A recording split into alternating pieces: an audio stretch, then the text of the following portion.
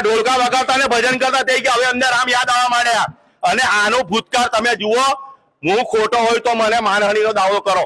એના વિડીયો, એના બધા મેસેજ ફરતા થયા છે. આ ભાઈ મૂળ છે ને અમરેલીની અંદર, આ ભાઈ રેપ કરતા પકડાઈ ગયેલા.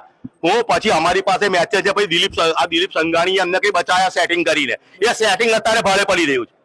અને આના તમે જોઈ આવો, દરેક સિટીમાં જઈ જઈને એના રેકોર્ડ કાઢી આવો. ભાજપના કાર્યકરોમાં ખાનદાની હોય તો બોલે.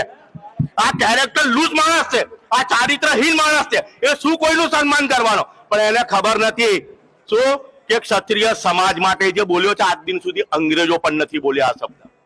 અને આજે સર્વ વર્ણો અમારી સાથે છે. બ્રાહ્મણ સમાજ સર્વ વર્ણ અમારી સાથે, કારણ કે અમે તો સર્વ વર્ણ માટે માથા આપ્યા છે.